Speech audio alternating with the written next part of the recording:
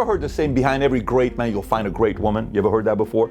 If that is true, the opposite has to also be true, no? Let me kind of get into it. By the way, some of the ladies watching this, you may not like it. Some of you are going to love it. Fellas, this is a message for you. Pay attention and pay attention very, very closely. If you get value from this video, give it a thumbs up and subscribe. Let's get right into it. Behind every defeated man, you'll find a woman who ruined his life. This is something I tweeted this week. I want to read the whole thing. Again, stay with me. Behind every great man, you'll find a wonderful woman. Behind every defeated man, you'll find a woman that ruined his life. Is this true? Let me continue.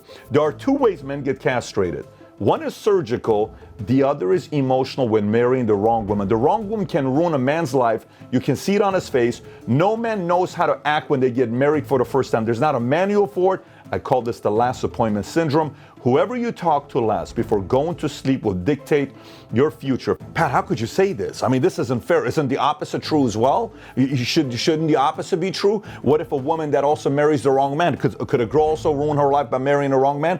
Absolutely. However, the American system protects the women, and there's a greater risk for a man to get married than a woman to get married, and that's just the truth, okay?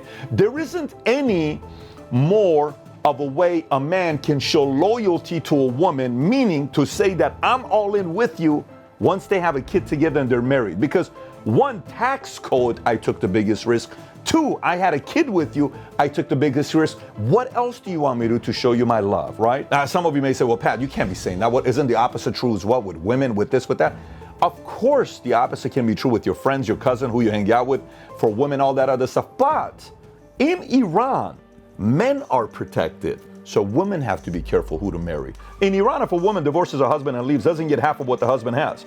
The husband doesn't give nothing to the wife in Iran if he doesn't want to, because the law defends men. In America, Western society, it defends women. So if a man is married to a woman, and the ultimate way by law and taxes for a man to show that the liability purely financially is through getting married and having a kid with a woman, you're financially tied where you have to take care of that person if you don't have a nuptial agreement in place, which means in America, the man has to be careful who to marry, because she can totally ruin your life if you marry the wrong person. That's in America, okay? So now if you're listening to this right now, saying, well, Pat, what should I be looking at? Number one, take your time. For me, as a man in America, if you want to get married, 30 to 40, the right age. Take your time. There is no competition. You know the race, like, hey, let's see who can run 100 yards. Hey, let's see who can do the 40. In marriage, no one cares how soon you get married at 18, 22, 28, or 32. No one cares. You can take your time, get married at 35, get married at 38, at 31, at 30, you are fine.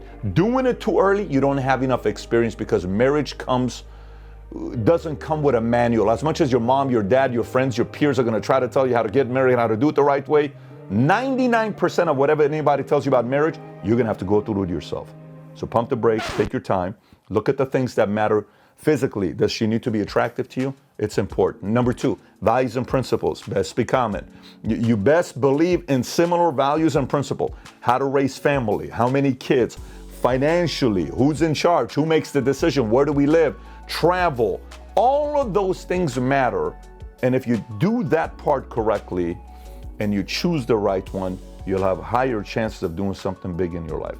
I cannot tell you how many men I saw killed it in their careers, were doing so well. Suddenly, they married the wrong person and everything went down.